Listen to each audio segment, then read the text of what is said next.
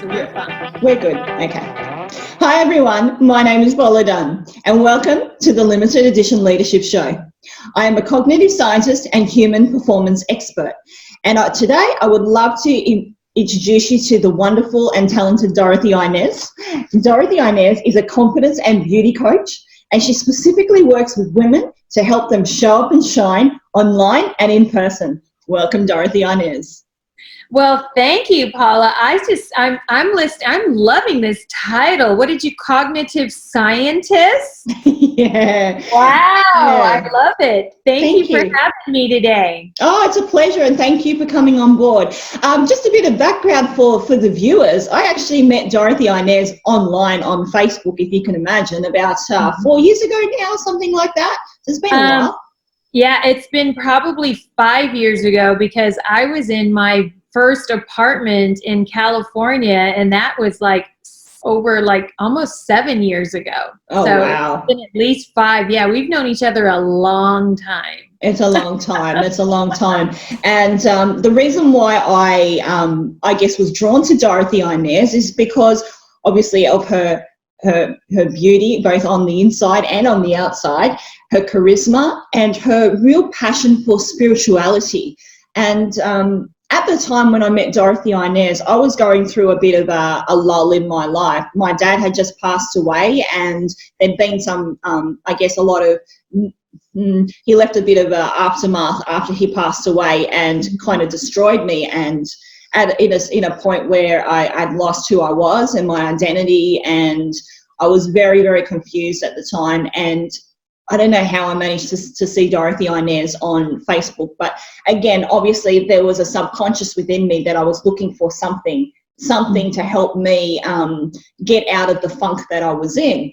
And so anyway, I ended up following Dorothy-Inez on her Facebook page and her private groups, and had some sessions with her. And yeah, I really wanted to, even though she's based in the US, she does work internationally, and I'm sure a lot of you in Australia don't know who she is. So I really wanted to, give you the opportunity to get to know Dorothy-Inez the way I had over the last 5 years. So that's why I've got her here. Yeah. Thank you so much, Paula.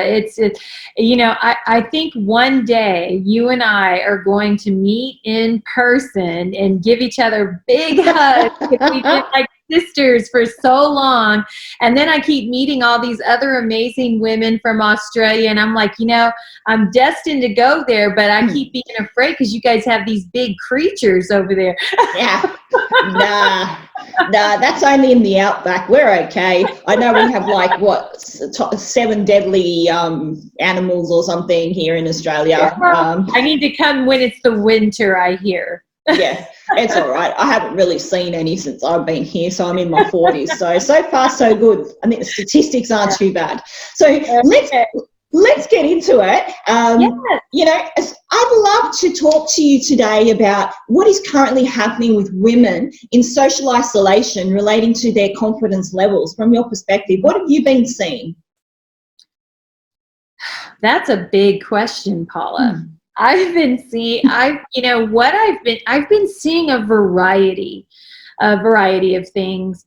The biggest thing that I've seen with women is this struggle to be with themselves. There's the struggle to be with themselves. There's the struggle to be with their spouses, for such a long time.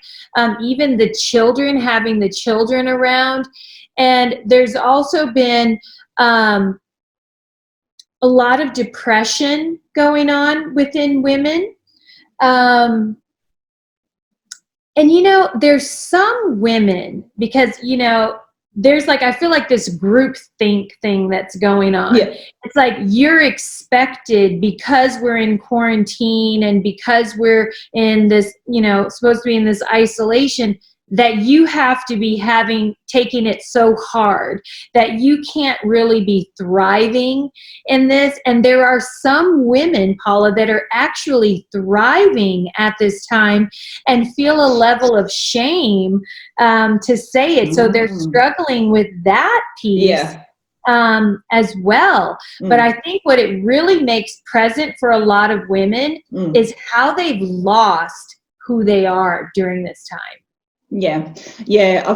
And like I said to you, with the loss I felt when my dad passed away, for me, I wrapped my identity around my dad and getting my dad's approval in everything. And so 2016 was pretty a low time in my life, where I'd been succumbed to corporate bullying, as someone in leadership, having to resign from a job, and then my dad passing away. So I wrapped a lot of my identity around my career and around my father's approval. So when both of those kind of went like this, I lost who I was. So yeah, I definitely could understand and resonate with what's going on for the women currently in isolation.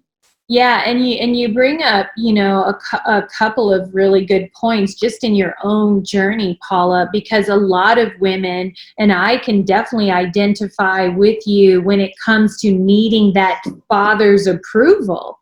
I lived my whole life up until the age of 40 trying to get my father's approval, and it wasn't until I started doing my own inner work was I able to release that need and learn that the only father's approval that I needed was my heavenly Father's approval. And that's where, when we talk about that spiritual component, that is where I truly learned to embrace all that was me, because a lot of times we're looking outside of ourselves for approval. Women get caught up in their roles rather than who they are. And I know that you work with a lot of younger girls, a lot of younger sisters.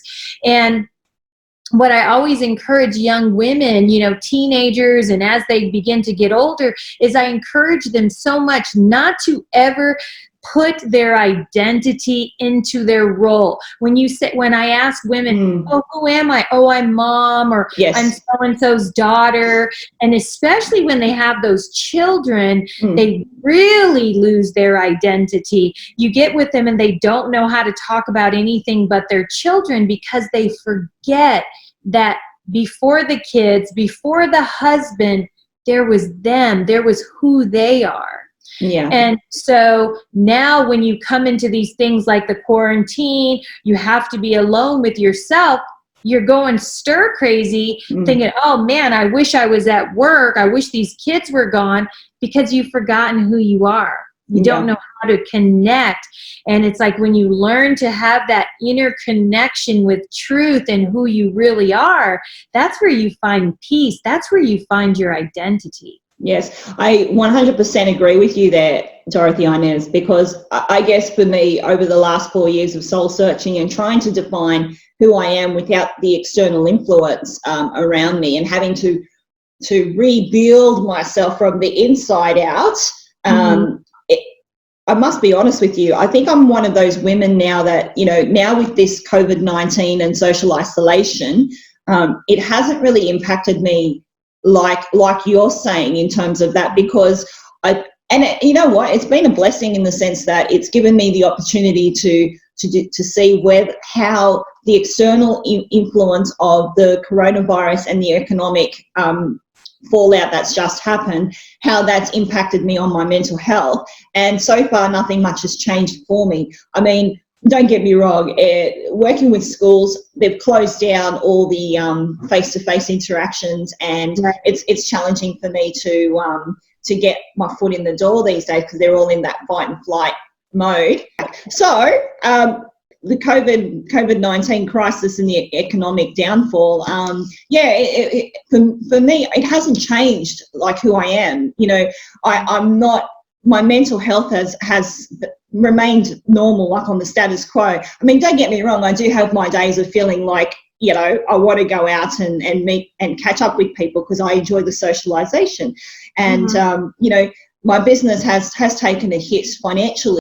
Even though that's all happening and that's all changed, personally speaking, within me, I haven't changed. So I'm just continuing on, and that's the beauty of understanding or not letting the external influence impact the inside within. And And it's not easy to do, but it takes time to develop that. Yeah.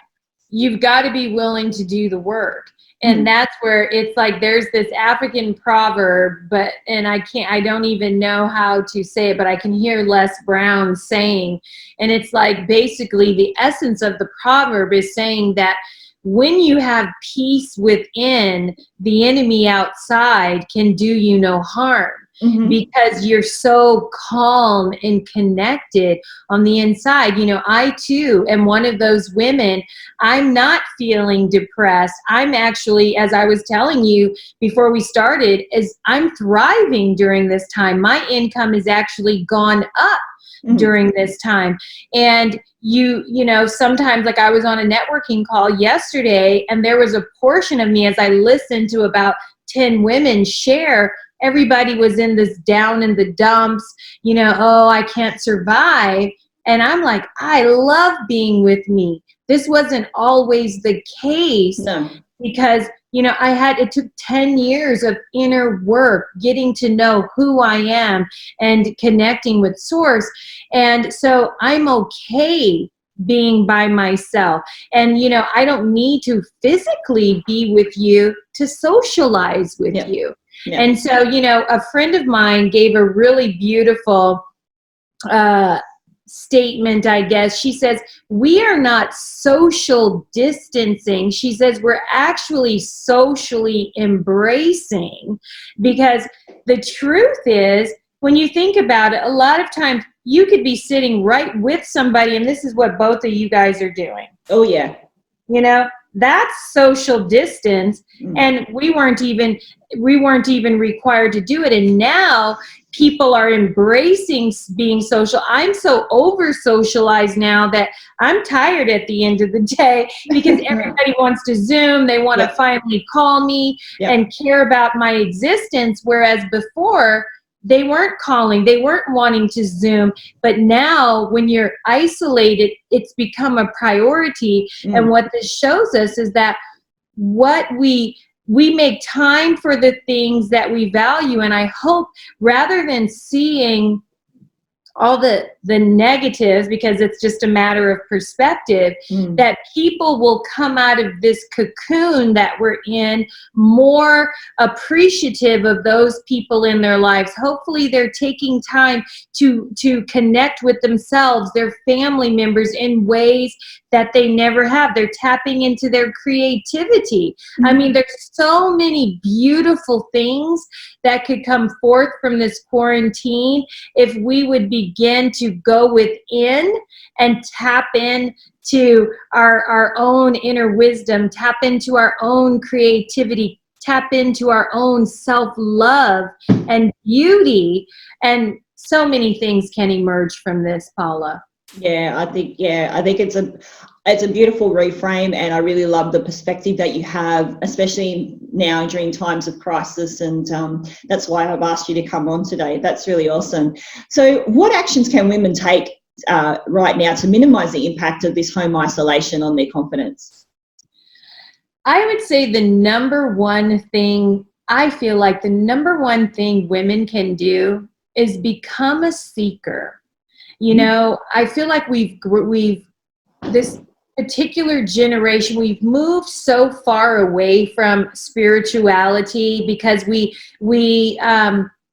confuse spirituality and religion. And they're two different things. Religion is like, you know, as you and I were talking earlier, it comes with like these set of rules and this set of guidelines. But spirituality is actually you connecting to who you really are, which is true spirit. So I think that connecting, you know, getting some, you know, spiritual books, you know, reconnecting with the Bible if you're a Christian in a different way, maybe reading a new version. Like I love reading the Passion Bible. I love looking at the Message Bible where it's in contemporary language, and it's literally like reading a motivational seminar or something, because it's just worded so nicely. Or reading, you know, maybe another Eckhart Tolle or a different something that's going to help you awaken to the truth of who you are, because right now people are sleepwalking through life, Paula. Yes. And that's why they're in these, these dilemmas inside. They're stressed out, they're depressed, because if you could begin to look at yourself and look at life through the eyes of God, a lot of this stuff that we deal with, self-criticism, poor self-image,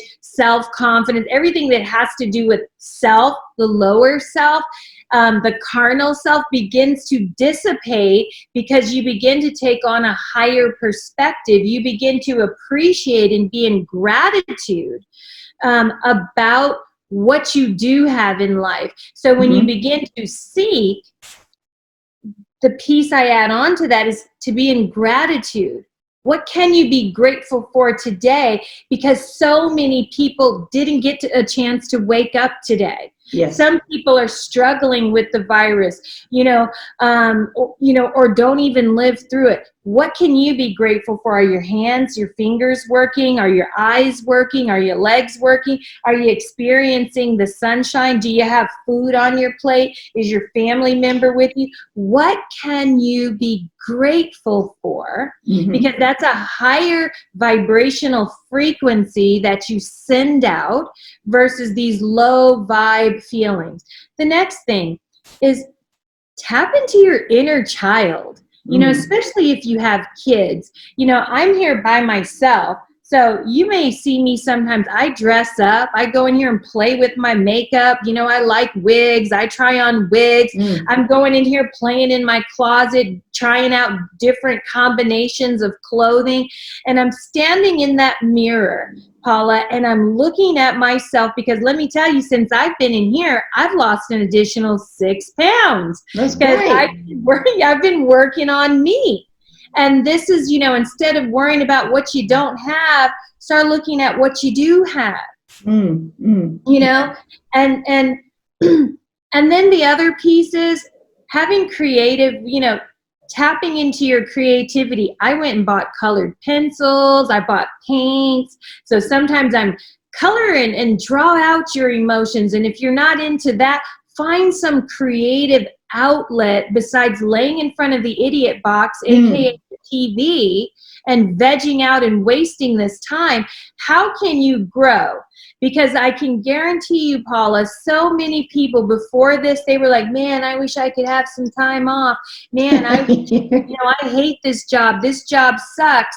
Well, now you're begging to go back to the job that you said you hated, and now you've got all this time, and you're doing what? Moaning and complaining about it. Yeah, nothing's changed. The behavior, the circumstances have changed, but the inner mindset is still the same. Yeah, it's the inner game. It's all stemming because already you're unhappy no matter what the situation. So what do you need to do to shift that? Can you tap into, right now, I know they're doing online therapy. Can you afford to hire a coach?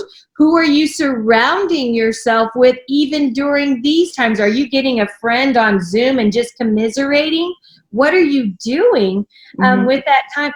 Girl, I've been doing all kinds of dance parties too. DJs, there's DJs doing dance parties on, and I'll get in here and put my headphones, because I keep them handy. Yeah, my headphones, and I am dancing and moving. And I've got friends. We celebrated one friend's 50th birthday here online, and we all dressed up and danced. It's tapping into that creativity, which is truly tapping into the creator of all things. I love it. I love it. Yeah. Thank you so much.